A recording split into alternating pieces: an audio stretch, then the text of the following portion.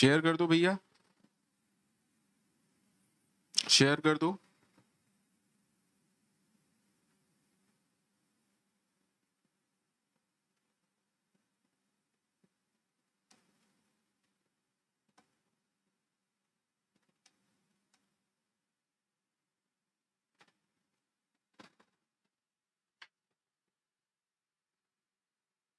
ठीक है, चलिए अच्छी बात है भैया, सभी लोग ठीक हैं तो इससे बेहतर बात तो कुछ हो ही नहीं सकती, है ना।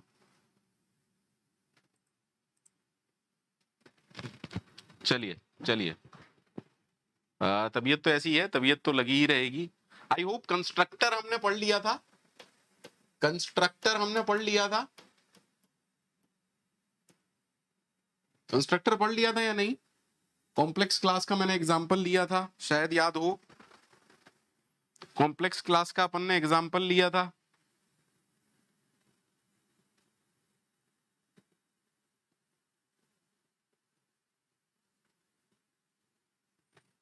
याद है, याद है। हाँ, एक कॉपी कंस्ट्रक्टर रह गया था कि कॉपी कंस्ट्रक्टर कब कॉल होता है, कॉपी कंस्ट्रक्टर क्या होता है, याद है सबको या नहीं। कोई भी क्लास बना सकते हैं आप, हालांकि हमने कॉम्प्लेक्स क्लास का एक एग्जांपल लिया था।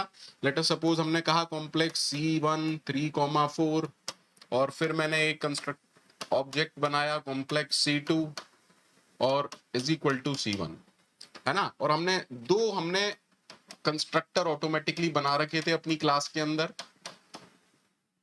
ये वाला कौन सा कंस्ट्रक्टर है, कौन सा है सर, ये कुछ भी काम नहीं कर रहा। याद आया आप लोगों को, याद आया या नहीं। अरे बोलो यार।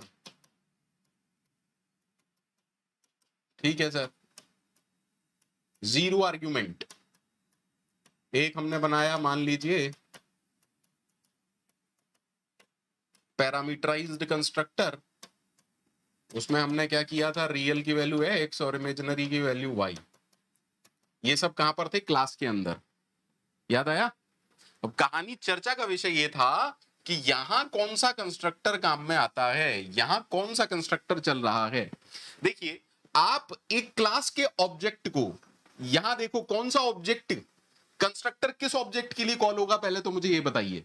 कंस्ट्रक्टर किस ऑब्जेक्ट के लिए कॉल होगा। सर C1 के लिए तो कंस्ट्रक्टर यहां कॉल हो चुका, C1 के लिए तो यहां कंस्ट्रक्टर कॉल हो चुका। और कौन से वाला कॉल हुआ सर, ये वाला कॉल हुआ। ठीक है, ऑब्जेक्ट के लिए कंस्ट्रक्टर एक ही बार चलता है और एग्जैक्टली एक ही बार चलता है, ना कम ना ज्यादा। एम आई राइट, क्योंकि कंस्ट्रक्टर को आप इन्वोक नहीं कर सकते, ऑटोमेटिकली इन्वोल्व होता है जब भी कंस्ट्रक्टर बनता है, ऑब्जेक्ट बनता है। ठीक है सर, तो एक चीज तो कंफर्म है, इस लाइन में कंस्ट्रक्टर किसके लिए कॉल होगा, कंस्ट्रक्टर कॉल होगा, कंस्ट्रक्टर कॉल होगा किसके लिए, किसके लिए, C2 के लिए। अब मेरा सवाल ये है, ये वाला कंस्ट्रक्टर कॉल होगा या ये वाला कंस्ट्रक्टर कॉल होगा, जवाब दीजिएगा, जवाब दीजिएगा, जवाब दीजिएगा।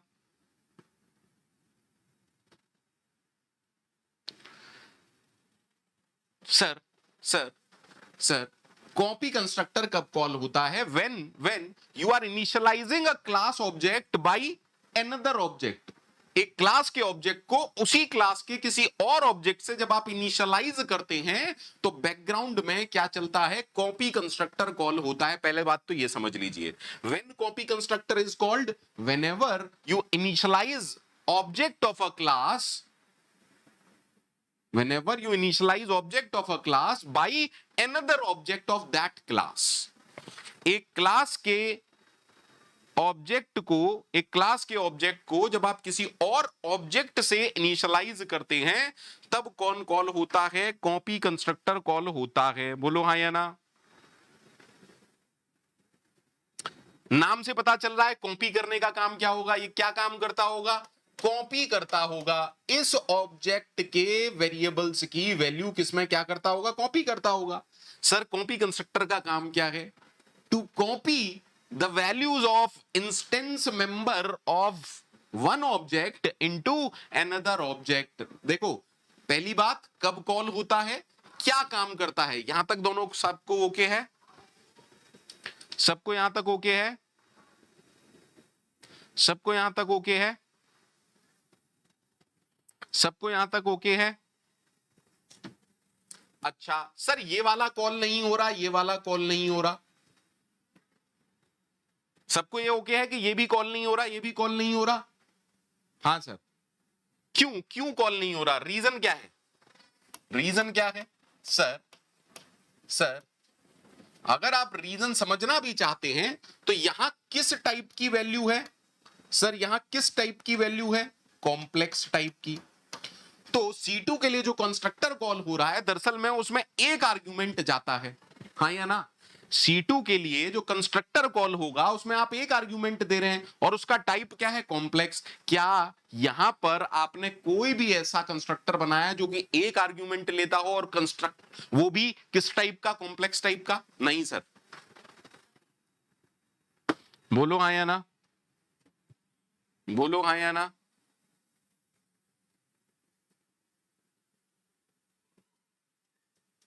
यानी कि अगर अगर हम सोचें कि यार कॉपी कंस्ट्रक्टर दिखता कैसा होगा, अगर हम ये सोचें कि कॉपी कंस्ट्रक्टर दिखता कैसा होगा, आप लोग अच्छे से जानते हैं सर, मैं एक ऐसा फंक्शन लिखना चाहता हूं, मैं एक ऐसा फंक्शन लिखना चाहता हूं जिसको आर्ग्यूमेंट, एक आर्ग्यूमेंट देंगे हम और उस आर्ग्यूमेंट का टाइप क्या होगा? कॉम्प्लेक्स। आराम से समझिएगा। I want to write a function, हालांकि कंस्ट्रक्टर को एग्जैक्टली मुझे फंक्शन नहीं कहना चाहिए, but yes they behave like member function. तो मैं एक ऐसा फंक्शन या मैं एक ऐसा कंस्ट्रक्टर लिखना चाहता हूं जो एक आर्गुमेंट लेगा और उसका टाइप क्या होना चाहिए? Complex type. सही है क्या? सही है क्या सबको? तो सर अगर आप कंस्ट्रक्टर लिखने की कोशिश करेंगे तो आप ऐसा ही तो लिखेंगे। आराम से देखिएगा, क्लास का नाम है कॉम्प्लेक्स, ये कोई भी क्लास हो सकती है, और आपने लिखा complex T, let us suppose आपने लिखा कॉम्प्लेक्स टी। अब आराम से समझिएगा, बहुत अच्छे से समझिएगा, बहुत ही अच्छे से समझिएगा। सर सर सर प्लीज आराम से समझिएगा। जब आपने C2 is equal to C1 किया तो एक्चुअली में इस T के अंदर क्या आ रहा है सर? T के अंदर C1 आ रहा है। तो सर ये तो कुछ ऐसा हो गया, T is equal to C1। अच्छा, और ये क्या है सर? यहां पर फिर से आप ऑब्जेक्ट बना रहे हो। बोलो हाँ या ना। सर जब ऑब्जेक्ट बनेगा तो इसके लिए कंस्ट्रक्टर कॉल होना चाहिए। अब इस टाइप में कौन सा कंस्ट्रक्टर कॉल होना चाहिए? Copy constructor. सर ये तो लफड़ा हो गया, सर ये तो गजब हो गया, गजब तमाशा हो गया। अगर हम ऐसा कुछ करेंगे तो होगा क्या? इसके लिए फिर से कॉपी कंस्ट्रक्टर कॉल होगा, फिर आप कुछ कहेंगे तो क्या होगा? सर कॉपी कंस्ट्रक्टर, आप एक रिकर्शन में फंस जाएंगे, आप एक नेवर एंडिंग प्रोसेस में फंस जाएंगे। आराम से समझिए, आराम से समझिएगा। सर अगर आप एक कॉपी कंस्ट्रक्टर बना रहे हैं तो एज एन आर्ग्यूमेंट आप उसी क्लास का ऑब्जेक्ट नहीं ले सकते, क्योंकि अगर ऑब्जेक्ट बनेगा तो कॉपी कंस्ट्रक्टर कॉल होगा। बोलो हाँ या ना। अरे हमने क्या कहा? हमने ये कहा ऐसा कुछ भी, अगर ये भी से दोनों सेम क्लास के ऑब्जेक्ट हैं, अगर ये दोनों सेम क्लास के ऑब्जेक्ट हैं, अगर ये दोनों सेम क्लास के ऑब्जेक्ट हैं तो बैकग्राउंड में क्या चलता है? Copy constructor. हमने यही तो बोला। अरे बोलो, हमने यही तो बोला। अब अगर आप ये सोचते हैं कि यार ऐसा कुछ लिखते हैं, कॉम्प्लेक्स टी, आराम से देखिएगा, आपने मेन के अंदर क्या लिखा है? मेन के अंदर हमने लिखा है कॉम्प्लेक्स C2 और C2 is equal to C1। अब कंस्ट्रक्टर किसके लिए कॉल हो रहा है? C2 के लिए। आराम से समझिएगा, आपने पास क्या किया? C1। लेकिन सर ये क्या है? एक्चुअल आर्गुमेंट, और ये क्या है? Formal argument. तो जब ये वाला कंस्ट्रक्टर कॉल होगा तो टी नाम का ऑब्जेक्ट बनेगा, और अगर ऑब्जेक्ट बनेगा तो कंस्ट्रक्टर कॉल होगा। कंस्ट्रक्टर कौन सा कॉल होगा? क्योंकि यहां पर एक्चुअली में T is equal to C1 हो रहा है। आराम से समझिएगा। सर C2 के लिए कॉल हो रहा था, अब T के लिए कॉल हो रहा है। अरे सर फंस गए ये तो, हाँ या ना। तो हमें क्या चाहिए? सॉल्यूशन क्या होना चाहिए? आप में से कौन मुझे सॉल्यूशन बताएगा? सर प्रॉब्लम क्यों आ रही है? प्रॉब्लम इसलिए आ रही है क्योंकि आप ऑब्जेक्ट बना रहे हो। ऑब्जेक्ट बनाओगे तो कंस्ट्रक्टर कॉल होगा। सर हमने एक बेहतरीन चीज पढ़ी थी, बताइए क्या? हमने पढ़ा था रेफरेंस वेरिएबल। हमने क्या पढ़ा था? Reference variable. याद आया क्या सबको? रेफरेंस वेरिएबल को कहीं पर भी मेमोरी नहीं मिलती। रेफरेंस वेरिएबल को कहीं पर भी मेमोरी नहीं मिलती। जी हाँ भरत कुमार जी, बहुत बढ़िया, बहुत बढ़िया भरत कुमार जी। भरत, दिल जीत लिया बेटा आपने, बहुत ही बढ़िया। तो एक्चुअली में कॉपी कंस्ट्रक्टर कैसा होता होगा? सर कॉपी कंस्ट्रक्टर हमेशा कुछ ऐसा होता होगा। आ गया समझ में? समझ में आया या नहीं? अरे बोलो,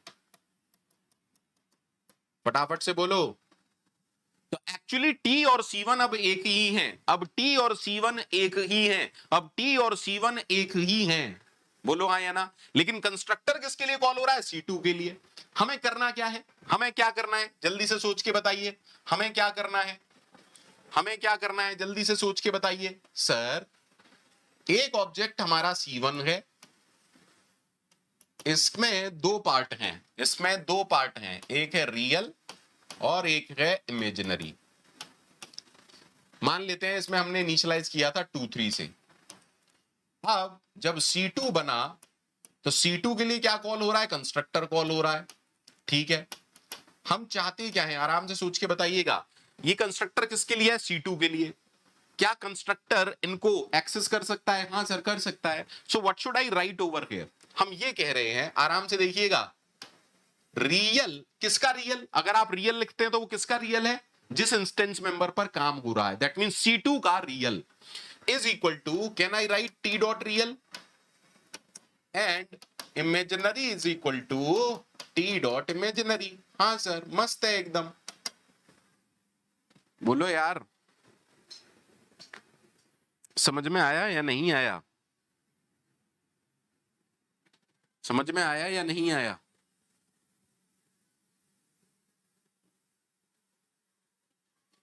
समझ में आया या नहीं आया? So this is called as copy constructor. Vinod ji बिल्कुल कर सकते हैं। विनोद जी इंटरनली मैं, आप, मुझे नहीं पता आपने रेफरेंस और पॉइंटर पढ़े हैं या नहीं। रेफरेंस और पॉइंटर, रेफरेंस और पॉइंटर में पॉइंटर बहुत ज्यादा पावरफुल होता है। ठीक है, pointer is much more powerful. क्यों? क्योंकि रेफरेंस एक तरीके से कांस्टेंट पॉइंटर जैसा होता है जो कभी बदलता नहीं है। बट पॉइंटर और अच्छा होता है क्योंकि आप उसे चेंज भी कर सकते हैं। ठीक है जी विनोद जी। विनोद जी ये सब मैं बातें पहले ही डिस्कस कर चुका हूं। रेफरेंस जब हमने पढ़ा था, जब हमने रेफरेंस पढ़ा था तभी मैं ये सारी बातें क्लियर कर चुका था आपको। ठीक है, रेफरेंस और पॉइंटर वेरिएबल में क्या अंतर है? ठीक है, चलिए एक बार फटाफट से जरा कोड देख लें क्या? फटाफट से जरा कोड देख लें। इंटरेस्टेड हैं कोड में या नहीं? एक बार देख लें, कोई दिक्कत तो नहीं किसी को? अरे बोलो यार, किसी को कोई दिक्कत तो नहीं है? एक बार हम कोड देख लें, कोई टेंशन तो नहीं?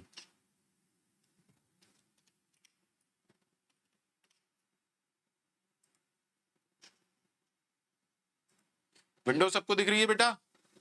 ये विंडो सबको दिख रही है? ये विंडो सबको दिख रही है?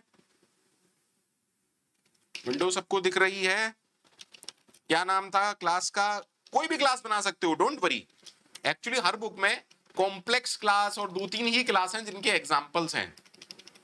उम्मीद करता हूं सबको याद होगा। बाय डिफॉल्ट मेंबर वेरिएबल्स को हम क्या रखते हैं? प्राइवेट। अरे तभी तो डेटा सिक्योरिटी होगी, आया ना? और बाय डिफॉल्ट मतलब इन जनरल हमें मेंबर फंक्शन या कंस्ट्रक्टर वगैरह कैसे रखने चाहिए? जल्दी बताइए, जल्दी बताइए, जल्दी बताइए, सारे लोग जल्दी बताइए। सेट डेटा वगैरह को हटा दूं क्या? शो डेटा या प्रिंट डिटेल नाम का हमने एक फंक्शन लिया था, याद है सबको? Print details. हाँ सर, इसमें हम क्या करते हैं,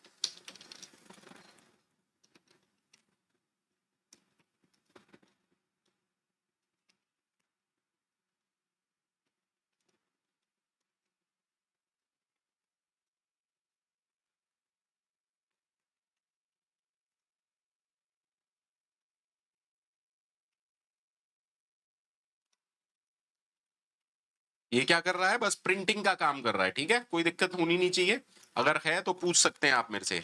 अब कंस्ट्रक्टर कैसे कैसे होते हैं सर, कंस्ट्रक्टर ओवरलोडिंग सबको याद है ना, कंस्ट्रक्टर ओवरलोडिंग सबको याद है।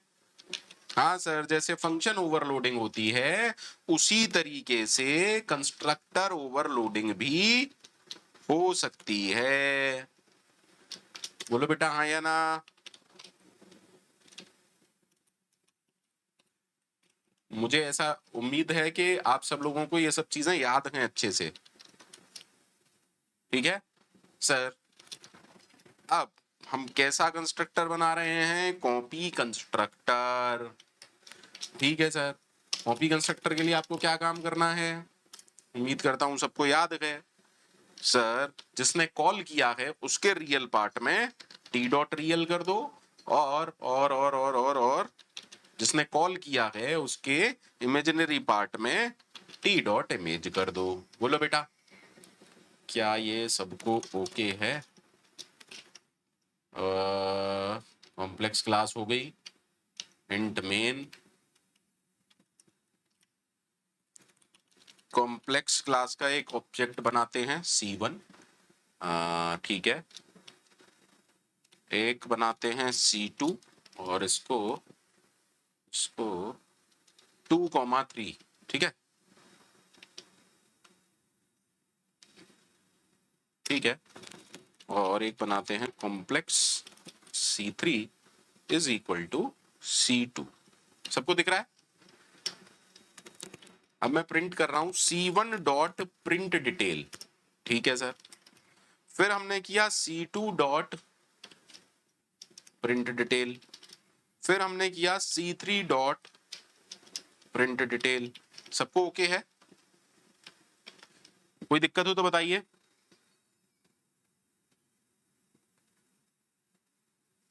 रेड म्यूजिक आपका क्वेश्चन ही समझ में नहीं आ रहा मुझे, रेड म्यूजिक आपका क्वेश्चन ही समझ में नहीं आ रहा है बेटा मुझे, आप मुझसे क्या चाहते हो मैं यही नहीं समझ पाया।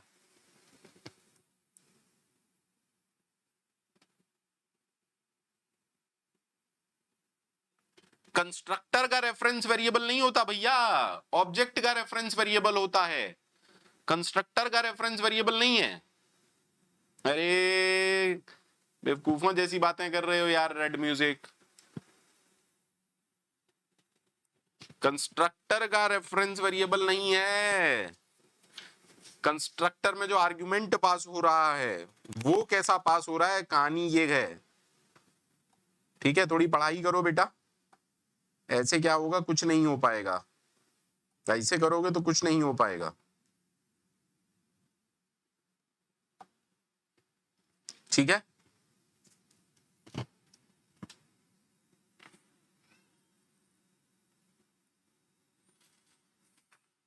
आगे बढ़े, आगे बढ़े।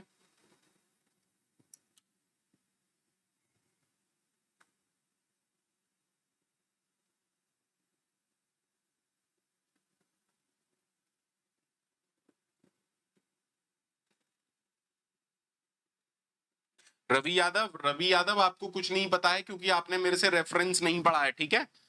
फालतू की बातें नहीं करो, आप जानते ही नहीं हो रेफरेंस और एड्रेस में अंतर क्या होता है, आप जानते ही नहीं हो रेफरेंस और एड्रेस में अंतर क्या होता है, ठीक है। तो ये सब बातें मत करो क्योंकि पक्का आपने मेरे से नहीं पढ़ा है, पढ़ा होता तो आप ये सब बातें नहीं कर रहे होते, ठीक है। ये तरीका होता है डिफाइन करने का, ये बताने का कि ये रेफरेंस वेरिएबल है, पढ़ते लिखते हो नहीं। ये स्टार क्या बताता है कि ये पॉइंटर वेरिएबल है। ऐसे कर सकते हो क्या डिफाइन, क्यों भैया, भैया रवि ऐसे कर सकते हो क्या डिफाइन, ऐसे कर सकते हो क्या डिफाइन। अरे एड्रेस होता तो वो इस तरफ होता।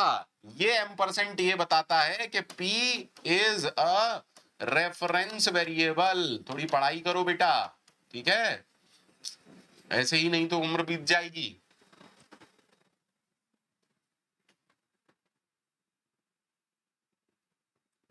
ठीक है, तो सर जिस तरीके से कंस्ट्रक्टर होता है, अब कंस्ट्रक्टर पिक्चर में आया है तो डिस्ट्रक्टर भी पढ़ा देता हूं, बस लिख लीजिएगा।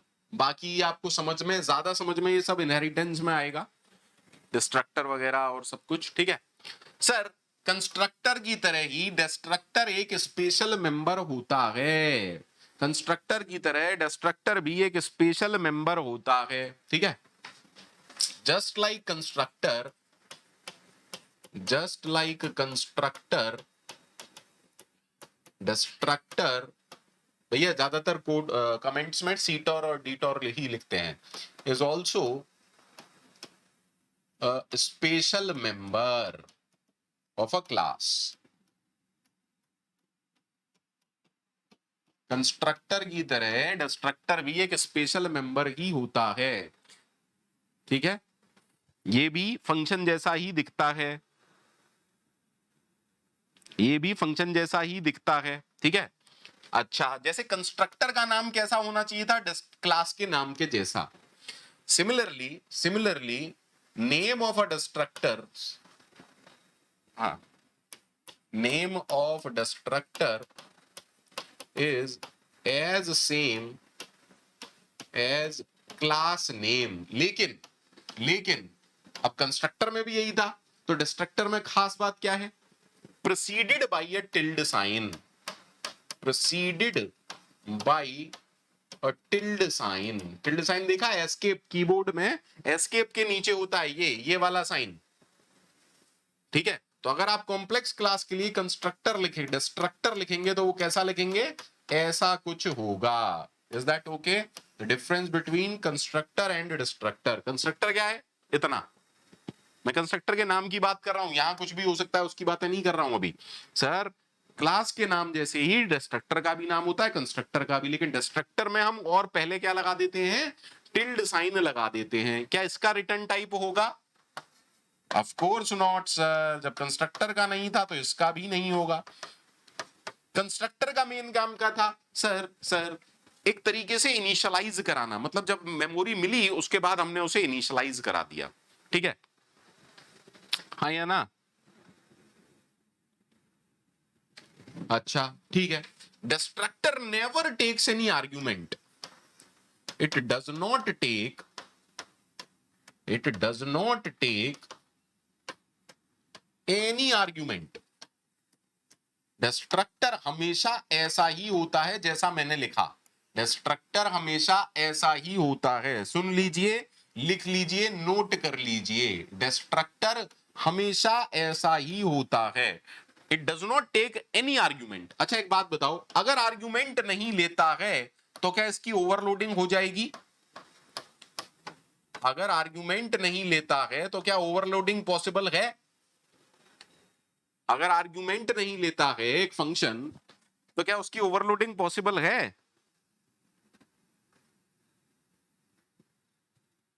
अरे बोलो यार। नहीं sir, that is why overloading not possible, overloading नहीं होती, डिस्ट्रक्टर कोई आर्गुमेंट नहीं लेता है। ठीक है सर, यहां तक सबको क्लियर है? यहां तक सबको क्लियर है? सर ये भी इंस्टेंस मेंबर है, ये भी इंस्टेंस मेंबर है। आप इंस्टेंस मेंबर या मेंबर फंक्शन बोल सकते हैं, क्योंकि कंस्ट्रक्टर और डिस्ट्रक्टर फंक्शन की तरह बिहेव करते हैं, क्योंकि कुछ एक्शन परफॉर्म करते हैं, कुछ टास्क परफॉर्म करते हैं। It is also as instance member and can never be static. याद है ना इतना कहानी सबको? देखो ये कॉन्सेप्ट आज तक मैंने पढ़ाई ही इसलिए है आपको। इंस्टेंस मेंबर यानी कि हर ऑब्जेक्ट के लिए कॉल होगा, हर ऑब्जेक्ट के लिए कॉल होगा। जब आपने इतना कहा कि इंस्टेंस मेंबर है तो हर ऑब्जेक्ट के लिए कॉल होगा। बोलो हाँ या ना? कब कॉल होगा? कब कॉल होगा? Just before destruction of an object. Object के डिस्ट्रक्शन से जस्ट पहले, ऑब्जेक्ट के डिस्ट्रक्शन से जस्ट पहले, ऑब्जेक्ट के डिस्ट्रक्शन से जस्ट पहले कौन कॉल होगा? कौन कॉल होगा जल्दी से बताइए सर। डिस्ट्रक्टर कॉल होगा।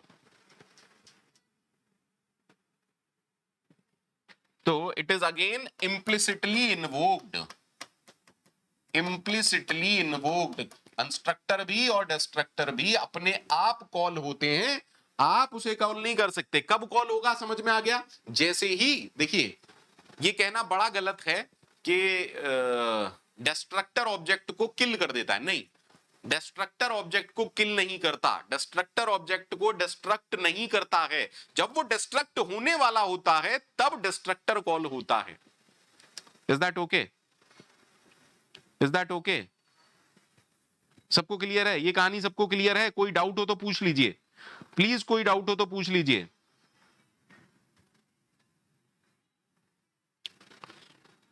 ठीक है ना? मतलब डिस्ट्रक्टर तो एक तरीके से ऑब्जेक्ट की लाइफ साइकिल में आखिरी काम है ना? Is that okay? Is that okay? Is that okay? अभी के लिए मैं आपको अगर एक डिस्ट्रक्टर दिखाऊं सर, तो क्या हम ऐसा कुछ लिख सकते हैं? बिल्कुल लिख सकते हैं।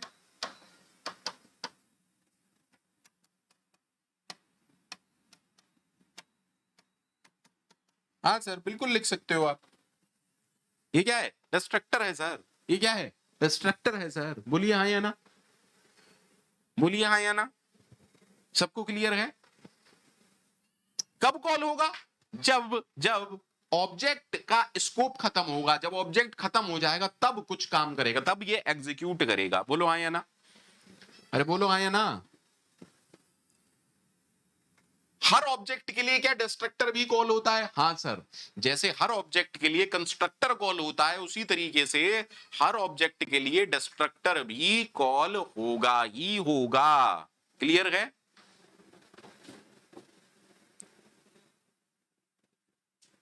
रिजॉय, रिजॉय डिस्ट्रक्टर का जो काम होता है, जैसे आपने सी प्रोग्रामिंग में पढ़ा होगा मेमोरी एलोकेशन और मेमोरी डी एलोकेशन, याद है क्या आपको? रिजॉय याद है क्या आपको? रिजॉय याद है क्या? सी प्रोग्रामिंग अगर आपने मेरे से पढ़ी है तो कंस्ट्रक्टर का काम क्या था? बेसिकली इनिशियलाइज करने का, मतलब रिसोर्स को अलोकेट। एक तरीके से आप ऐसा समझिए, कंस्ट्रक्टर रिसोर्स एलोकेशन का काम करता है समहाउ। तो डिस्ट्रक्टर क्या काम करता होगा? सर जो भी रिसोर्सेज हैं उन्हें रिलीज करता होगा। डिस्ट्रक्टर का मेन काम क्या होता है? To release the resources holded by the object. ठीक है? जैसे जी हाँ, जी हाँ, जी हाँ, जी हाँ, मतलब काइंड ऑफ, मतलब आप समझिए कि एक फंक्शन क्या काम करता है, डिस्ट्रक्टर क्या काम करता है ना? ज्यादा समझ में आपको तब आएगा जब मैं आपको इनहेरिटेंस वगैरह कॉन्सेप्ट सिखाऊंगा। ठीक है?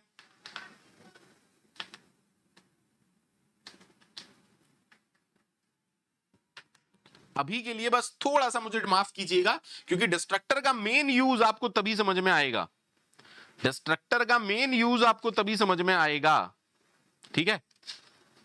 Is that okay? हाँ या ना? ठीक है। तो क्या सर कंस्ट्रक्टर की तरह डिस्ट्रक्टर भी अगर आपने नहीं बनाया तो कंपाइलर प्रोवाइड कराता है? हाँ सर। अगर प्रोग्रामर ने डिफाइन नहीं किया क्या डिस्ट्रक्टर, तो कौन प्रोवाइड करेगा? In that case compiler will provide empty body destructor, empty body destructor. Is that okay? तो या तो कंपाइलर आपको प्रोवाइड कराएगा या आप बनाएंगे, सिंपल सी कहानी है।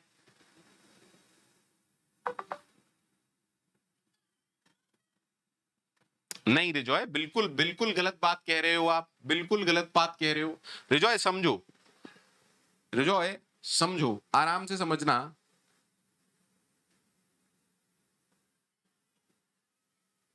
आराम से समझना। कोई XYZ इंसान है, ठीक है, उसको जेल हो गई, उसको जेल हो गई, ठीक है, समझिएगा, एक XYZ इंसान है, उसको जेल हो गई, ठीक है सर, ओके, ठीक है। उसकी जिंदगी में 15-20 टारगेट थे कि मैं पैसा कमाऊंगा, है ना, बहुत सारा पैसा कमाऊंगा, है ना, गर्लफ्रेंड से शादी करूंगा और बहुत नाम कमाऊंगा, ठीक है, आराम से समझिएगा, अच्छे से समझिएगा, बहुत अच्छे से समझिएगा। और अंतिम इच्छा कुछ ऐसी थी कि मैं ABC नाम की सेलिब्रिटी से मिलूंगा,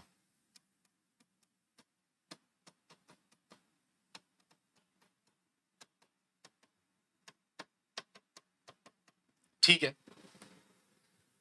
उसको फांसी होने वाली है, उसको फांसी होने वाली है, तो उससे हमने पूछा अंतिम इच्छा, उसने ये वाली इच्छा बताई, आराम से समझिएगा।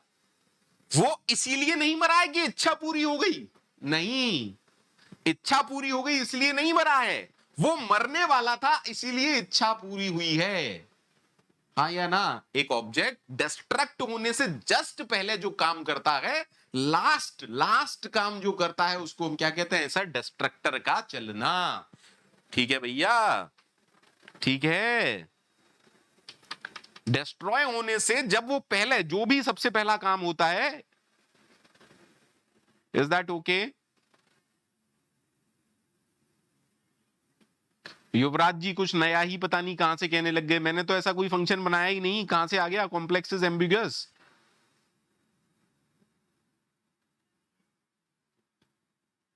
अरे क्या कहानी है युवराज जी, क्या कहानी है तुम्हारी? यार कुछ भी मत बोलने लग जाया करो यार।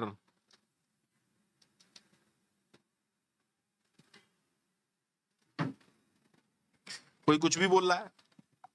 अच्छा एक बात बताओ, चलो डिस्ट्रक्टर का एक एग्जांपल देख लेते हैं, डिस्ट्रक्टर का एग्जांपल देख लेते हैं, चलिए सर। सर आपने इस कॉम्प्लेक्स क्लास में एक डिस्ट्रक्टर बनाया, ठीक है, एम्प्टी बॉडीड ही बनाएंगे, और तो कोई ऑप्शन है नहीं हमारे पास, है क्या? देखो डिस्ट्रक्टर का काम बाय बाय कहना नहीं है, लेकिन समझाने के लिए मैं आपको यहां सिर्फ समझाने के लिए ये सब बातें दिखा रहा हूं बेटा। देखो C++ पढ़ने का मतलब ये नहीं है कि आपने कोड लिखना सीख लिया, वो तो आप सी में मेरे से सीख ही चुके ना। युवराज जी मैंने तो आपको रन करा के दिखाया था, आई डोंट नो आपका क्यों नहीं आ रहा है, ठीक है, प्लीज उसे चेक कर लीजिएगा, प्लीज उसे चेक कर लीजिएगा, प्लीज उसे चेक कर लीजिएगा। युवराज जी प्लीज उसे चेक कर लीजिएगा।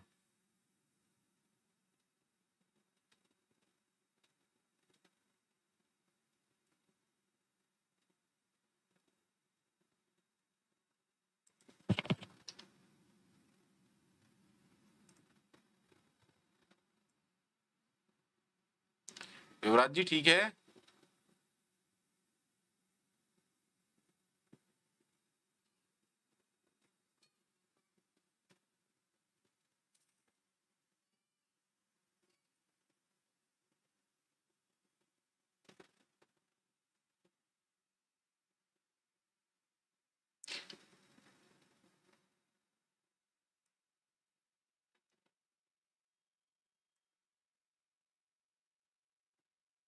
बोलो यार सबको ओके है? डिस्ट्रक्टर वगैरह क्या है, डिस्ट्रक्टर क्या नहीं है?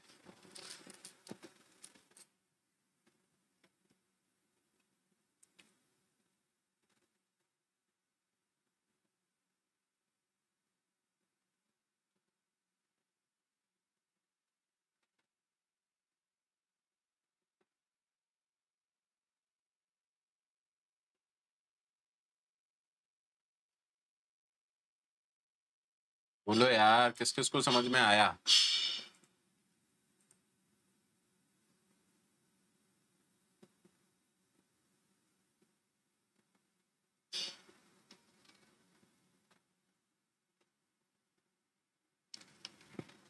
ठीक है, अब देखो, जैसे मैंने कंस्ट्रक्टर का आपको काम समझाया था, कंस्ट्रक्टर का काम समझाया था, कंस्ट्रक्टर का काम समझाया था, हाँ सर। इसी तरह डिस्ट्रक्टर का काम समझिए। मान लीजिए, मान लीजिए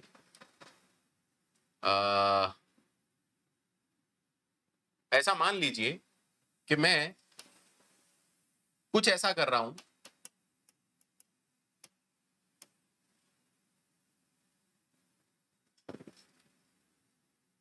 यहां एक पॉइंटर है, ठीक है, ये क्या है, पॉइंटर वेरिएबल, ठीक है, ये क्या है, पॉइंटर वेरिएबल, ठीक है, और ये मेरा ऑब्जेक्ट है।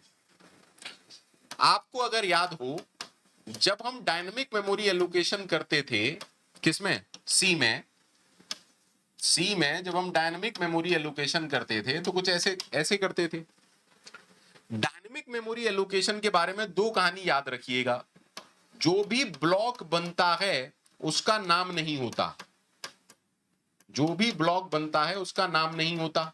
एम आई राइट? हाँ सर, बोलो यार। और ये अपने आप डीएलोकेट नहीं होता है, इसको डीएलोकेट करने के लिए, इसको डीएलोकेट करने के लिए आपको फ्री को कॉल कराना पड़ेगा, ठीक है ना। अब मान लीजिए, कहानी देखिएगा, कहानी देखिएगा, मान लीजिए हीप में से, अच्छे से देखिएगा, ये मेरा हीप है, ये मेरा हीप है, ये पी, ये जो मेलॉक से आपको लोकेशन मिली, आराम से समझिएगा, तो ये पी किसको पॉइंट कर रहा था, इसको, ठीक है। अब मान लीजिए ऑब्जेक्ट डिस्ट्रॉय हो गया, ऑब्जेक्ट डिस्ट्रॉय हो गया, अगर ऑब्जेक्ट डिस्ट्रॉय हो गया तो पी खत्म, ऑब्जेक्ट डिस्ट्रॉय हो गया तो पी खत्म, हाँ या ना। तो क्या आपके पास कोई भी जरिया है, क्या आपके पास कोई भी जरिया है इस मेमोरी लोकेशन को पॉइंट करने का, इस मेमोरी को पॉइंट करने का? नहीं सर। और इसी प्रॉब्लम को हम क्या कहते थे, मेमोरी लीक, है ना, हाँ या ना। तो एक्चुअली में हम क्या चाहते हैं, एक्चुअली में हम क्या चाहते हैं, आराम से देखिएगा प्लीज, अच्छे से देखिएगा, ठीक है। अभी आ रहा हूं यार, अभी आ रहा हूं यार, अभी फ्री और इस पर तो मैं आया भी नहीं हूं यार, उल्टी सीधी बातें क्यों पूछ रहे हो यार।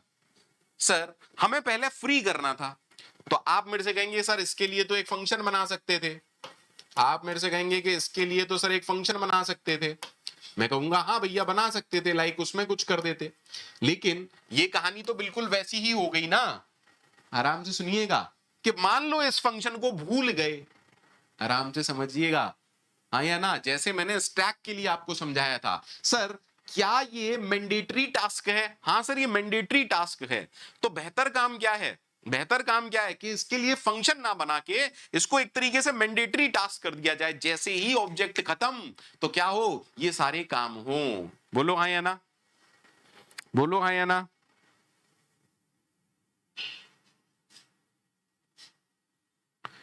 अरे याद आया या नहीं?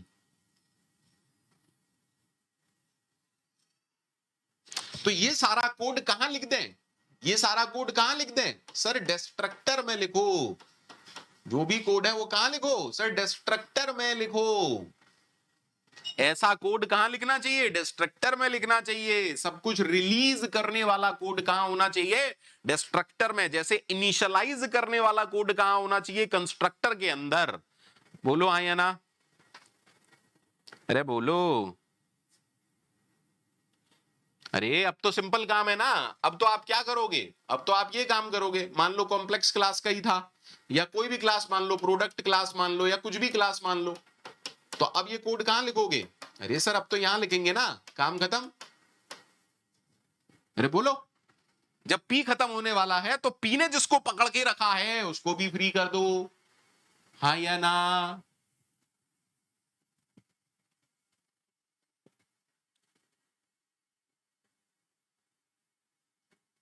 क्लियर है सबको, क्लियर है सबको। Destructor is a process, destructor is an action, destructor is a task, destructor execute करता है जस्ट ऑब्जेक्ट के डिस्ट्रॉय होने से पहले। जैसे ही ऑब्जेक्ट का स्कोप खत्म होने वाला होता है, जस्ट उससे पहले कौन कॉल होता है, ऑटोमेटिकली इन्वॉल्व होता है डिस्ट्रक्टर। बोलो बेटा हाँ या ना।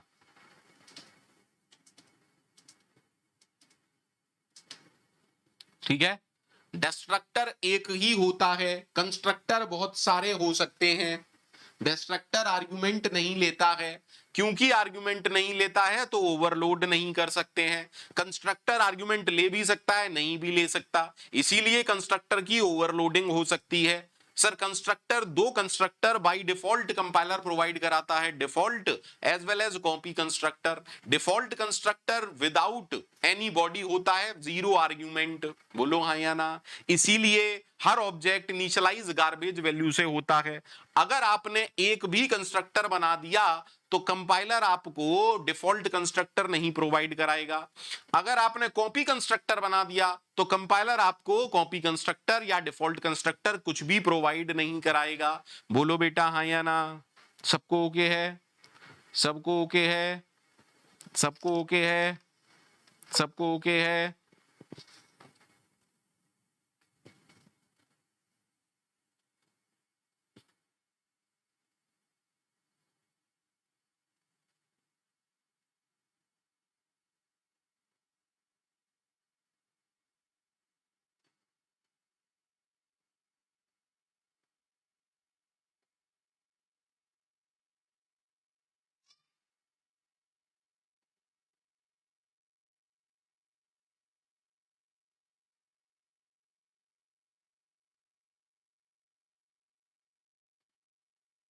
जल्दी से बोलो।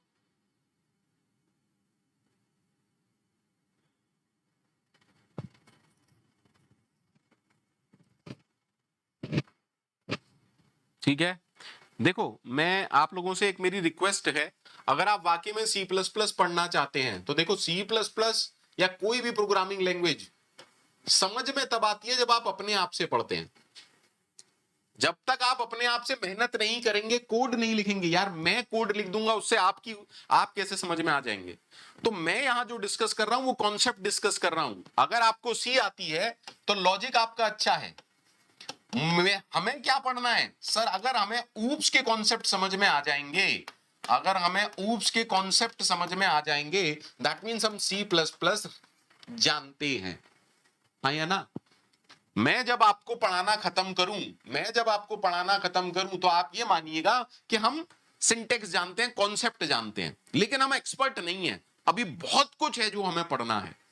सी plus plus is such vast, even हर लैंग्वेज इतनी वास्ट है। ठीक है,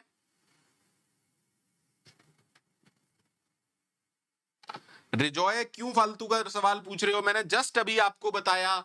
रिजॉय जस्ट अभी तो बताया मैंने। रिजॉय जस्ट अभी बताया बेटा, जस्ट अभी बताया। देखो देखो, अगर प्रोग्रामर डिफाइन नहीं करता है डिस्ट्रक्टर तो compiler will provide empty body destructor. लिखा तो हुआ है यार, क्यों ऐसे सवाल कर रहे हो? ऐसे सवाल क्यों कर रहे हो भैया? ऐसे सवाल मत करो यार, ऐसे सवाल बिल्कुल मत करो यार, अच्छा नहीं लगता है।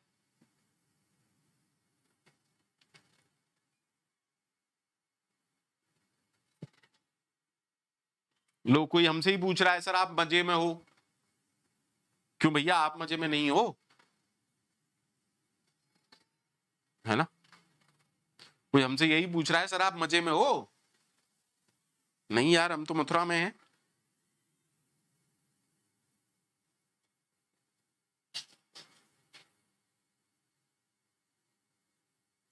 बड़ी यार जबरदस्त चीजें पूछते हो कभी कभार आप लोग, है ना।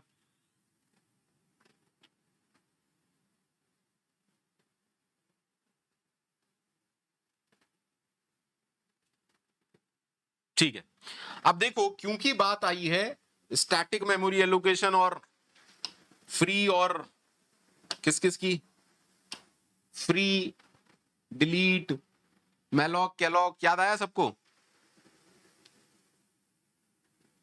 भाई भाई हालचाल पूछने का भी तरीका होता है, ठीक है। सर आप ठीक हैं, ये अच्छा लगता है। सर आप मजे में हैं, अजीब लगता है, ठीक है ना, सरकास्टिक सा लगता है, ठीक है। चीज को बोलने के ना बहुत सारे तरीके होते हैं। जैसे मम्मी के भाई को मामा कहते हैं, अच्छा लगता है मामा, मामा जी नमस्ते। और ये कहोगे कभी मामा जी घर पे आए और बोले मम्मी के भाई नमस्ते, मार पड़ेगी, है ना। तो it's all about representation. Interview या कहीं पर भी रिप्रेजेंटेशन सबसे ज्यादा इंपॉर्टेंट है बेटा। है तो मामा जी ही ना, लेकिन मामा जी कहेंगे अच्छा लगेगा, ठीक है। और मम्मी का भाई कहोगे अरे दे जूता दे चप्पल।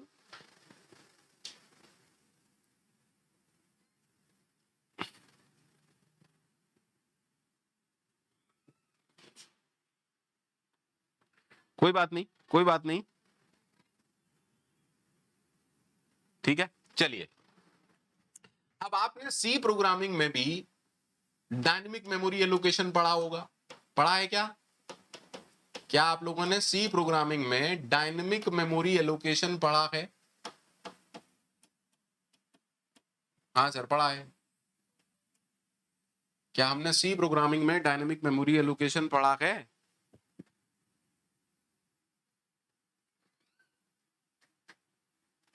ठीक है, मैलॉक कैलॉक पढ़ा है ना सबने, ठीक है। सर दो तरीके के मेमोरी एलोकेशन होते हैं, स्टैटिक होता है और, है ना, और डायनेमिक होता है। देखिए, जब आप अपने प्रोग्राम में ऐसा कुछ लिखते हैं या मान लीजिए ऐसा कुछ लिखते हैं, तो ये क्या होते हैं सर? इनको स्टैटिक मेमोरी एलोकेशन बोलते हैं। क्यों बोलते हैं? क्योंकि दरअसल में ये डिक्लेरेशंस होते हैं, दरअसल में ये डिक्लेरेशन होते हैं। और डिक्लेरेशन किसके लिए होता है? कंपाइलर के लिए होता है। डिक्लेरेशन किसके लिए होता है? कंपाइलर के लिए। जब आपका प्रोग्राम, समझिएगा, मान लेते हैं प्रोग्राम में ऐसा कुछ लिखा है, जब ये प्रोग्राम कंपाइलर को दिया जाएगा तो कंपाइलर क्या करता है? कंपाइलर ये जो डिक्लेरेटिव स्टेटमेंट है इनको प्रोसेस है, इनसे डालता है। Compiler extract information from declarative statement, और सारी इंफॉर्मेशन कहीं पर जाके वो नोट कर लेता है कि भैया एक्स का डेटा टाइप क्या है? इंटीजर, है ना। एक्स का स्कोप क्या है? एक्स का लाइफ टाइम क्या है? पी का टाइप क्या है? एरे है, पॉइंटर है, ठीक है। तो कंपाइलर इन इंफॉर्मेशन को सेव कर लेता है, और आगे जब कहीं ये वेरिएबल या ये नाम कहीं यूज होता है तो कंपाइलर जानता है कि क्या करना है। एम आई राइट और नॉट? एम आई राइट और नॉट? तो ये स्टेटमेंट एज सच एग्जीक्यूट नहीं होते हैं। बोलो हाँ या ना। यानी कि स्टैटिक का यहाँ मतलब क्या है? स्टैटिक का मतलब है, स्टैटिक का मतलब है बहुत सारी चीजें, बहुत सारी चीजें इन डिक्लरेटिव स्टेटमेंट्स के बारे में, इन वेरिएबल्स के बारे में कंपाइल टाइम पर ही डिसाइड हो जाती हैं कि इस वेरिएबल का स्कोप क्या है, इसका लाइफ टाइम क्या है, कितनी मेमोरी लेगा। मेमोरी नहीं मिल रही है, देखिए मेमोरी कभी कंपाइल टाइम पे मिल ही नहीं सकती, लेकिन ये डिसाइड हो जाएगा कितनी मेमोरी मिलेगी, इसका लाइफ टाइम क्या होगा, इसका स्कोप क्या होगा। Getting my point? अगर एरे है तो डायमेंशन का साइज क्या है, कितनी डायमेंशन है। तो ये कुछ इंफॉर्मेशन कंपाइल टाइम पर ही डिसाइड हो जाती है, ठीक है। बोलो हाँ या ना, बोलो हाँ या ना। कब कब ये खत्म होगा, कब ये क्रिएट होगा, ये सारी इंफॉर्मेशन कंपाइल टाइम पर ही डिसाइड हो जाती है। बोलो हाँ या ना, बोलो हाँ या ना।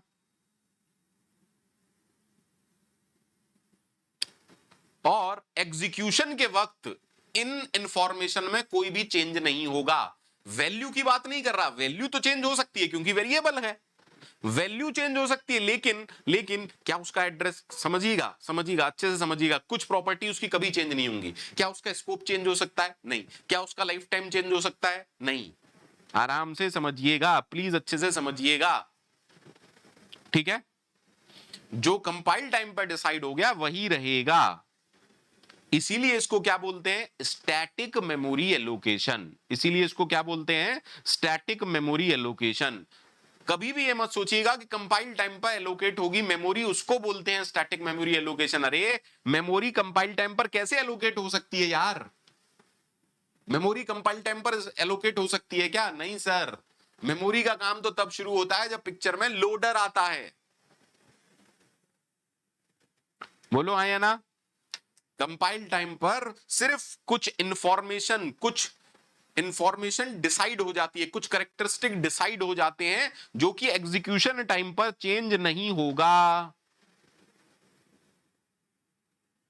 बोलो हाँ या ना? ठीक है, सिर्फ समझाना था, वैसे आप सब जानते हो डायनेमिक मेमोरी एलोकेशन क्या होता है। ठीक है, अब दूसरा क्या होता है डायनेमिक मेमोरी एलोकेशन, आराम से समझिएगा। सर अब डायनेमिक मेमोरी एलोकेशन सी में हमने किस किस से पढ़ा है? मेलॉक, कैलॉक, री एलॉक।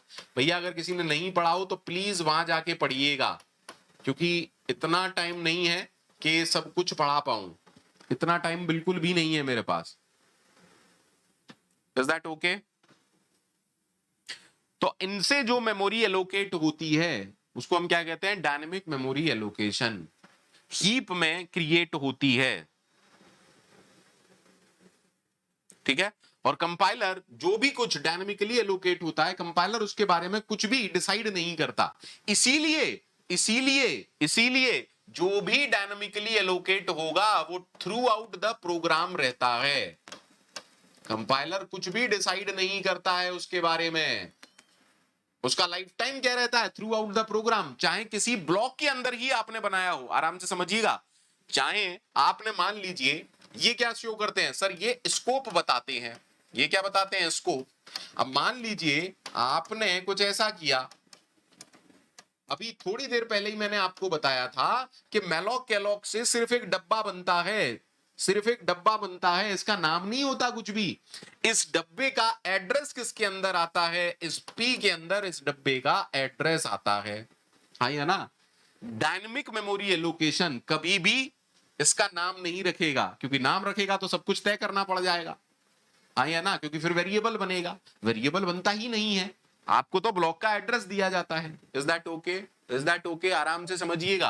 हाँ सर, तो इस डब्बे का कुछ नाम होता है क्या? कभी भी नहीं होता सर, बेकार की बातें करनी ही नहीं है। Is that okay? इसीलिए इसका इसका लाइफ टाइम बोल रहा हूं, पी का लाइफ टाइम नहीं बोल रहा। पी कैसा वेरिएबल है? पी तो लोकल वेरिएबल है, पी तो लोकल वेरिएबल है। इसका लाइफ टाइम क्या है? पी का लाइफ टाइम, पी की लाइफ कहां से कहां तक है? यहां से लेके यहां तक। लेकिन मेलॉक से जो मेमोरी मिली, मेलॉक से जो ब्लॉक मिला, जो डायनेमिक मेमोरी एलोकेशन हुआ, उसका लाइफ टाइम क्या है sir? Throughout the program है। बोलो भैया हाँ या ना? बोलो भैया हाँ या ना? भैया जिसने जिसने डायनेमिक मेमोरी एलोकेशन सी में नहीं पढ़ा है उनसे मैं माफी चाहता हूं, बिकॉज यहां पर हम कवर नहीं कर पाएंगे। अगर मेलॉक कैलॉक री एलॉक पढ़ाने बैठ गया तो बंटा धार हो जाएगा मेरा। ठीक है, तो सी में ये काम करते थे हम, मेलॉक और एलॉक, री एलॉक और फ्री से। सी प्लस प्लस में यही काम सिर्फ दो कीवर्ड से होते हैं। पहला न्यू कीवर्ड, पहले कीवर्ड का नाम क्या है? New keyword. यहां पर ये कीवर्ड है बेटा, कीवर्ड है यानी कि लैंग्वेज का पार्ट है, कीवर्ड है यानी कि लैंग्वेज का पार्ट है। जबकि मेलॉक कैलॉक लैंग्वेज का पार्ट नहीं थे, इंट्रिंसिकली मेलॉक कैलॉक लैंग्वेज का पार्ट नहीं थे। आपको एक हेडर फाइल लगानी पड़ती थी, stdlib.h। हाँ या ना? अंतर समझते हुए चलिएगा। मेलॉक कैलॉक फंक्शंस थे, एज सच लैंग्वेज का पार्ट नहीं है, स्टैंडर्ड लाइब्रेरी का पार्ट थे। लेकिन न्यू और डिलीट कीवर्ड हैं, दैट मींस लैंग्वेज का पार्ट है, आपको कोई हेडर फाइल नहीं लगानी है। तो न्यू कीवर्ड और डिलीट कीवर्ड की हेल्प से हम C++ में क्या करते हैं सर? हम C++ में डायनेमिक मेमोरी एलोकेशन करते हैं। अच्छा, कोई पूछे न्यू कीवर्ड है क्या? हाँ, कीवर्ड भी है एज वेल एज ऑपरेटर भी है। New is a keyword as well as operator, delete is a keyword as well as operator. दोनों क्या है सर? कीवर्ड भी है, ऑपरेटर भी हैं। गौरव जी समझ में नहीं आया तो आप मेलॉक कैलॉक नहीं जानते हैं। ईमानदारी से जवाब दीजिएगा गौरव अग्रवाल जी, आप मेलॉक कैलॉक पढ़े हैं या नहीं पढ़े हैं? क्योंकि सिर्फ और सिर्फ उसी की समझ में नहीं आएगा, अदरवाइज ऐसा कुछ अभी मैंने पढ़ाया ही नहीं है जो समझ में ना आए। मैं तो बस ये बता रहा था कि सी में कैसे होता है।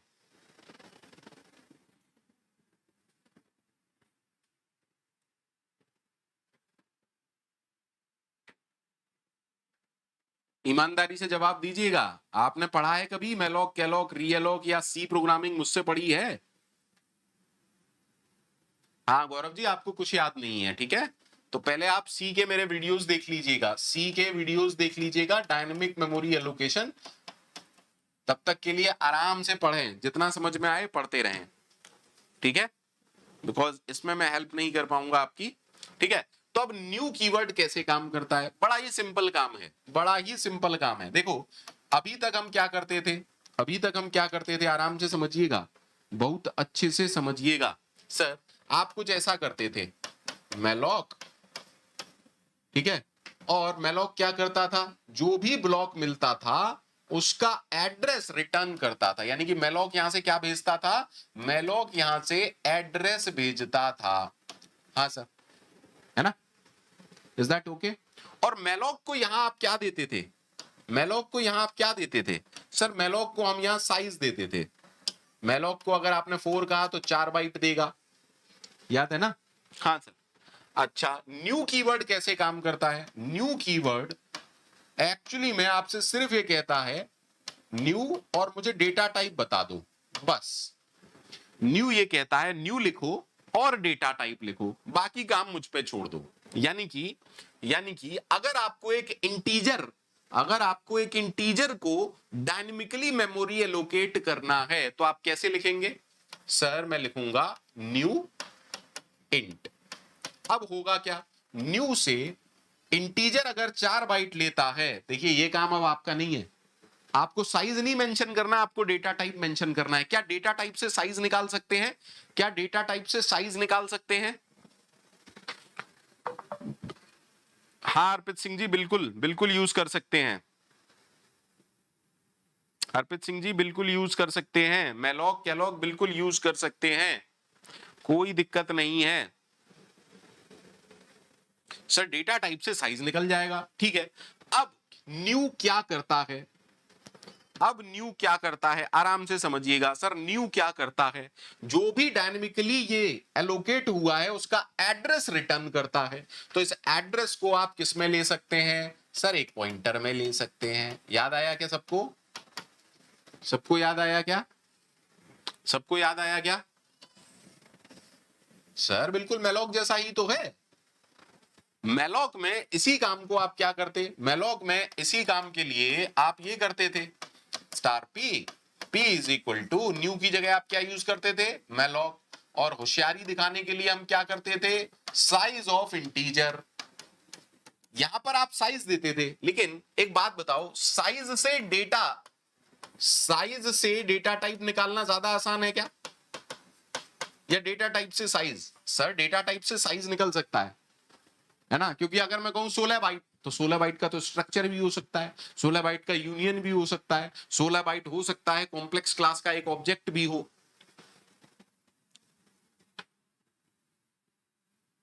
अरे बोलो यार,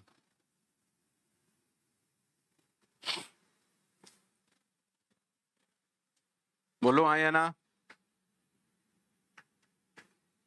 ठीक है। और जब आप डेटा टाइप यहीं पर दे रहे हो तो क्या कास्टिंग की जरूरत पड़ेगी? नहीं सर। अरे आपने बता दिया ना डेटा, अरे डेटा टाइप तो आपने बता दिया, तो क्या कास्टिंग की जरूरत है? अरे नहीं सर, क्यों कास्टिंग की जरूरत है? टाइप कास्टिंग की कोई रिक्वायरमेंट नहीं है, टाइप कास्टिंग की कोई रिक्वायरमेंट नहीं है। हार्ड पेज वॉइड तो कोई भी रिटर्न नहीं करता बेटा, किसने पढ़ा दिया तुम्हें? बेवकूफों जैसी बातें मत करो। मेलॉक हो चाहे कैलॉक हो चाहे रीएलॉक हो, सब कुछ वॉइड पॉइंटर रिटर्न करते हैं, सब एड्रेस रिटर्न करते हैं बेटा, ठीक है। गलती से भी मत कह देना कुछ रिटर्न नहीं करते हैं या वॉइड रिटर्न करते हैं, वॉइड पॉइंटर रिटर्न करते हैं, वॉइड पॉइंटर रिटर्न करते हैं, ठीक है, ठीक है, ठीक है सर। अब आप मेरे से पूछोगे सर एरे एलोकेट कराना है, एक एरे बनाना है, तो देखो मान लो आपको 5 साइज का एरे बनाना है, तो आप कैसे लिखोगे? आराम से देखिएगा, इंटीजर एरे का साइज कितना चाहिए? 5, ठीक है सर। और इसके आगे क्या लगाओगे? न्यू। तो अब होगा क्या? मेमोरी में से 5 इंटीजर की जगह अब ये वाला एड्रेस वापस आ रहा होगा। अब ये वाला एड्रेस आ रहा है तो आप अच्छे से जानते हो क्या करना है सर, क्यू कुछ ऐसा कर देंगे। सही है, सही है, सही है। हाँ सर, मान लीजिए कोई क्लास है, क्लास प्रोडक्ट, मान लीजिए कोई क्लास है, क्लास प्रोडक्ट, ठीक है। आराम से देखिएगा, आराम से देखिएगा। अब डायनेमिकली आप इसका ऑब्जेक्ट बनाना चाहते हैं, डायनेमिकली आप इसका ऑब्जेक्ट बनाना चाहते हैं, ठीक है। तो क्या करना पड़ेगा सर? न्यू लिखेंगे और कॉम्प्लेक्स लिखेंगे, क्योंकि ये क्या है? डेटा टाइप ही तो है। अरे क्लास इज अ, क्लास किसको डिफाइन करती है? यूजर डिफाइंड डेटा टाइप को। क्लास टेम्पलेट ही तो होती है। हाँ सर। अब मुझे बताओ यहां पर क्या होना चाहिए?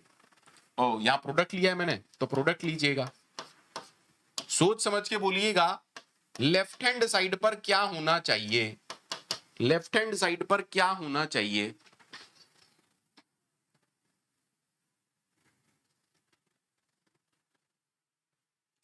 सर हमेशा एड्रेस रिटर्न होता है, तो ये जो ऑब्जेक्ट बनेगा उसका एड्रेस रिटर्न होगा। तो अगर एड्रेस रिटर्न होगा तो यहां क्या होना चाहिए सर? एक पॉइंटर होना चाहिए। और पॉइंटर का टाइप क्या होना चाहिए sir? It is a pointer to product type of object. हाँ या ना? सही है क्या सबको? क्या सबको सही है? क्या सबको सही है?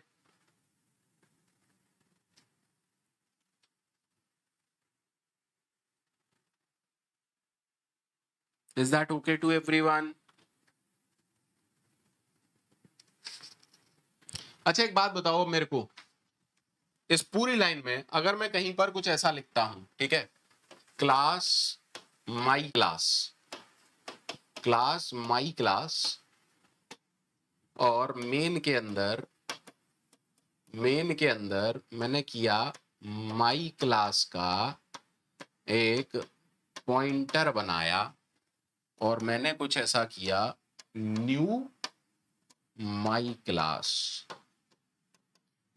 सोच समझ के बताना। अगर मैं आपसे पूछता हूं पीटीआर कैसा है, पीटीआर क्या है? पीटीआर क्या है? PTR static, PTR statically allocate हुआ है या डायनेमिकली एलोकेट हुआ है? पीटीआर स्टैटिकली एलोकेट हुआ है या डायनेमिकली एलोकेट हुआ है? सर जिसका भी नाम है, इसका नाम है, इसका स्कोप है, कहानी यही तो है। ये क्या है? ये कहां है sir? Static memory allocation, stack का पार्ट है ये, ठीक है सर। और ये कहां पर है सर? ये हीप का पार्ट है। बोलो बेटा हाँ या ना? मान लो माई क्लास में 2 वेरिएबल हैं, ए और बी, या एक्स और वाई, तो कहानी यही तो होगी। अरे बोलो यार।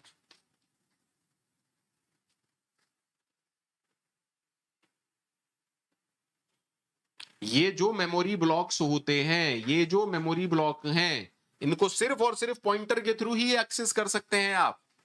इसको सिर्फ और सिर्फ पॉइंटर के थ्रू ही एक्सेस कर सकते हैं आप। चलिए कुछ कोड देखते हैं, उसके बाद बात करेंगे। भैया मजा आ रहा है सबको? सबको मजा आ रहा है? कोई टेंशन तो नहीं है किसी को? सबको मजा आ रहा है? कोई टेंशन तो नहीं है किसी को? अरे बोलो यार, कोई टेंशन है क्या?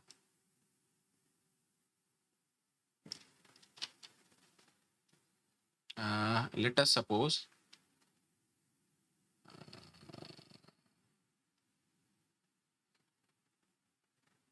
यहां पर, चलिए ठीक है, क्या कर रहे हैं हम? ठीक है, क्या हमारी क्लास का नाम है? हमारी क्लास का नाम है कॉम्प्लेक्स। मैंने कहा PTR is equal to new complex, ठीक है। अब पीटीआर क्या है सर? पीटीआर क्या है? पीटीआर सर एक पॉइंटर है, पॉइंटर टू ऑब्जेक्ट है, पॉइंटर टू ऑब्जेक्ट है ना। तो अगर मैं आपसे कहूं, प्लीज प्लीज प्लीज आराम से समझिएगा, कहीं दिक्कत हो मुझे बताइएगा, क्या ये वैलिड है? Is it valid? Is it valid? Is it valid? Is it valid?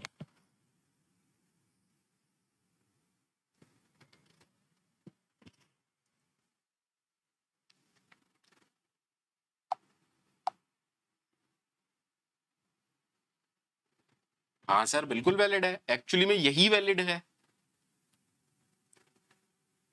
ठीक है सर, मस्त है।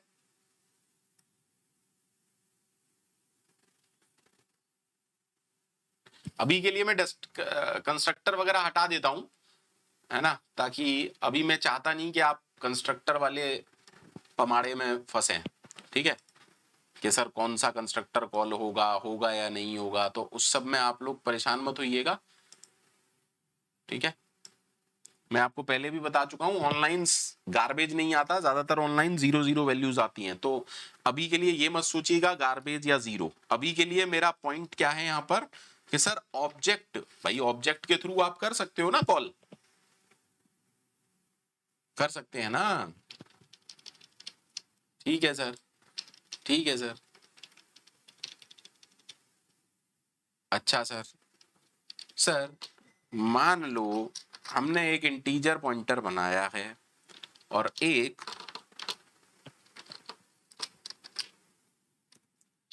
ठीक है, जो जो सीखा है वो सब कर रहे हैं। ठीक है, पी में हमने क्या किया, न्यू इंट बनाया। ठीक है सर, क्यू में हमने क्या किया, new integer array of size 4। ठीक है, ठीक है। तो सर जब मेमोरी फ्री करनी होगी तब आप क्या लिखोगे? सर आराम से देखिएगा, पी पी पी पी को आपने एलोकेट कैसे किया था, न्यू और इंट लिखा था। तो डिलीट, डिलीट में भी आप क्या लिखोगे, डिलीट पी, सिंपल। सर ये तो सिंपल है, हाँ बिल्कुल सिंपल है, बिल्कुल सिंपल है, क्योंकि पी सिंपल वेरिएबल था। लेकिन जब आपको क्यू को फ्री करना होगा तो आप क्या लिखोगे, सर डिलीट करो एरे को, और वो एरे किससे पॉइंट हो रहा था, क्यू से। Is that okay? Is that okay? ठीक है। अब पीटीआर, पीटीआर नाम का जो पॉइंटर है वो भी सिंपल है, भाई पॉइंटर तो सिंपल ही है, दैट मींस डिलीट पीटीआर। क्या सबको ये कहानी क्लियर है? क्या सबको ये कहानी क्लियर है?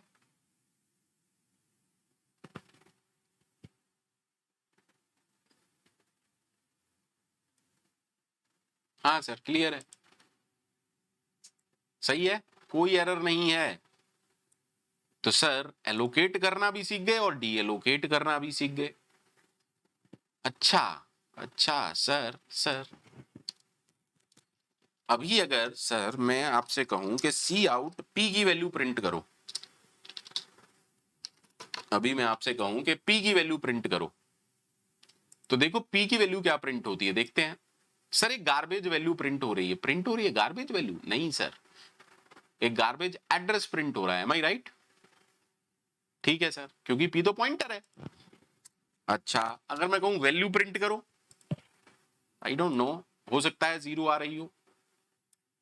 ठीक है, मैं पहले भी बता चुका हूं ऑनलाइन कंपाइलर में ज्यादातर जीरो आता है। ठीक है, ठीक है सर।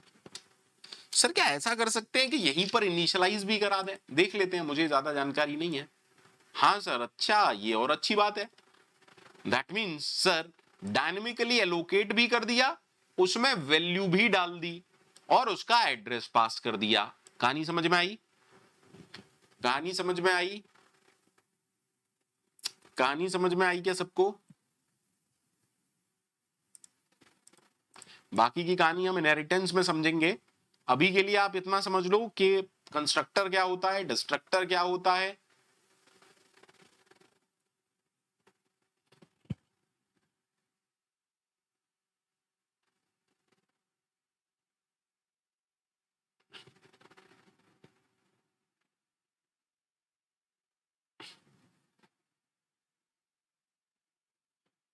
ठीक है, यानी कि हमें इतना समझ में आ गया, पॉइंटर टू ऑब्जेक्ट भी बन सकता है। दिख रहा है यहाँ ये क्या है, कॉम्प्लेक्स क्या है भैया? सारे लोग इधर देखेंगे, थोड़ी देर के लिए सारे लोग इधर देखेंगे और मुझे बताएंगे ये क्या है। ये what is complex star PTR? What is complex star PTR?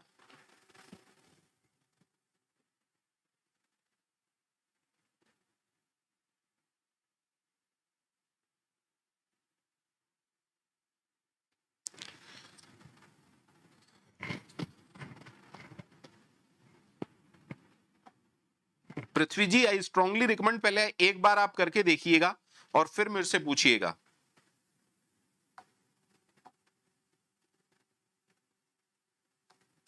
Sir it is pointer to object ना, it is pointer to object. क्या है? पॉइंटर टू ऑब्जेक्ट है।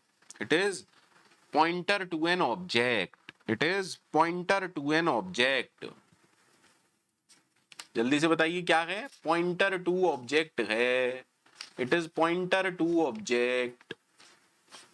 It is pointer to object. सही है सबको? देखो यार, मैं स्ट्रांगली एक बात आप लोगों से कहना चाहता हूं कि प्लीज प्लीज थोड़ा सा अपनी तरफ से पढ़ना स्टार्ट कर दीजिए, बिकॉज सब कुछ करा पाना मेरे बस की बात नहीं है। आप कोई भी सी की अच्छी बुक उठाएंगे, 800 900 1000 पेज की है। इमेजिन कीजिए कि मैं सारा 1000 पेज का निचोड़ 40 दिन में कैसे दे सकता हूं। तो मेरा आप लोगों से एक ही कहना है, परचेज अ बुक। अगर आप पढ़ना चाहते हैं, अगर आप वाकई में C++ बहुत अच्छे से पढ़ना चाहते हैं, तो एक बुक परचेज कीजिए। मेरे लेक्चर्स के बाद, आफ्टर माई लेक्चर्स, मेरे लेक्चर्स के बाद आप इस बुक को अच्छे से पढ़िए। और मेरे लेक्चर्स के साथ पढ़ेंगे तो और मजा आएगा। अगर आप मेरे लेक्चर्स के साथ में पढ़ेंगे तो और ज्यादा मजा आएगा, है ना? क्योंकि मान के चलिए कि मैं आपको कॉन्सेप्ट बता दे रहा हूं। कॉन्सेप्ट बताने का मतलब मैं आपको 60 to 70% काम डन है, लेकिन जो रिमेनिंग 30% है वो तभी डन होगा जब आप प्रोग्राम बनाएंगे। एरर आएगा, आप मेरे से डाउट पूछेंगे, तभी समझ में आएगा। अदरवाइज चीजें क्या होगा, आपको लगेगा अरे यार ये तो सर ने पढ़ाया नहीं। भैया सर सब कुछ नहीं पढ़ा सकते, ठीक है? जैसे फॉर एग्जाम्पल हमने रेफरेंस पढ़ा। अब एक चीज होती है रिटर्न बाय रेफरेंस। जरूरत नहीं होगी तो मैं नहीं पढ़ाऊंगा, बट बिगिनर्स को ये नहीं पता होता। बिगिनर्स को ये पता ही नहीं होता रिटर्न बाय रेफरेंस क्या होता है। बिगिनर्स को पता ही नहीं होता रिटर्न बाय रेफरेंस क्या होता है। जब ऑपरेटर ओवरलोडिंग आएगा, जो कि नेक्स्ट टॉपिक है, जब ऑपरेटर ओवरलोडिंग आएगा तो बहुत सारी चीजें होती हैं ऑपरेटर ओवरलोडिंग में। मैं आपको एक बाइनरी ऑपरेटर ओवरलोड करके दिखा दूंगा, एक यूनरी ऑपरेटर ओवरलोड करके दिखा दूंगा। मैं ये बता दूंगा कौन से नहीं होते ओवरलोड, मैं ये बता दूंगा कौन से हो जाते हैं ओवरलोड। लेकिन उसके बाद भी आपको मेहनत करनी पड़ेगी ये जानने के लिए कि यार ये क्यों ओवरलोड नहीं होता है। आप मेरी बात समझ रहे हैं? आप मेरी बात समझ रहे हैं? कई तो मेरी बात समझने से पहले ही निकल लिए, क्लास खत्म चलो निकल लो। हमें अपने काम से काम है भैया, एक काम की ही बात बता रहा हूं। कॉन्सेप्ट आपको, है ना, कॉन्सेप्ट बहुत टाइम लेते हैं क्लियर होने में। तो मैं आपको जो कठिन काम है वो इजी कर दूंगा।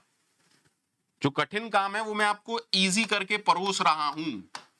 आपको हर टॉपिक का कॉन्सेप्ट समझ में आ जाएगा। अगर मैं सही हूं, आपसे कोई कंस्ट्रक्टर पूछेगा तो आप 7 8 9 पॉइंट आराम से उसको बता के आओगे। Constructor is a special member. Constructor is a special member function that is invoked automatically whenever an object is created. For every object, constructor must invoked exactly once.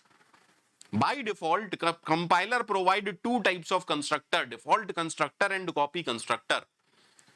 If programmer define any constructor, then default constructor is not provided by the compiler. If copy constructor is written or defined by the programmer, then no constructor will be provided by compiler. Constructor can take argument, non parameterised constructor, parameterised constructor, because it take argument it can be overloaded. अरे यार तमाम बताते चले जाओगे ना। Vinod C plus plus primer भी अच्छी है, आई होप सेम्स पब्लिकेशन की है, एम आई राइट? सेम्स वालों की है C plus plus primer plus, C plus plus primer plus. मैंने अपने टाइम में सी प्राइमर प्लस ही फॉलो की है। मैंने अपने टाइम में सी के लिए जो बुक पढ़ी थी जिससे मेरे सारे दिमाग के घोड़े खुले, वो ये बुक थी। बट अब मुझे पता नहीं कि ये बुक कैसी आती है कैसी नहीं आती। बट आई स्ट्रांगली रिकमेंड कि सी प्लस प्लस के लिए अगर आप पढ़ना चाहते हैं और आपके पास कम से कम 4 महीने हैं तो आप इस बुक को पहले पेज से पढ़िए, मजा आ जाएगा।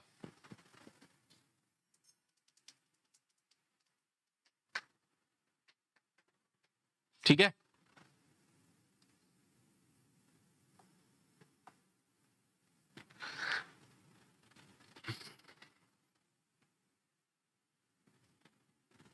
ठीक है दोस्तों, चलिए बाय बाय, टेक केयर।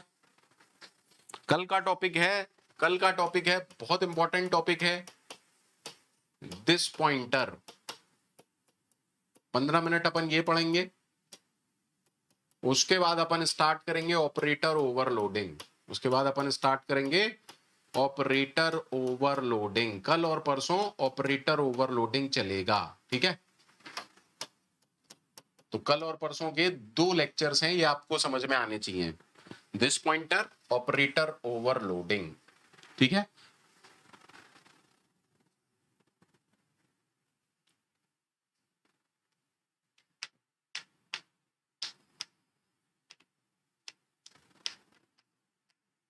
चलिए बाय बाय, टेक केयर।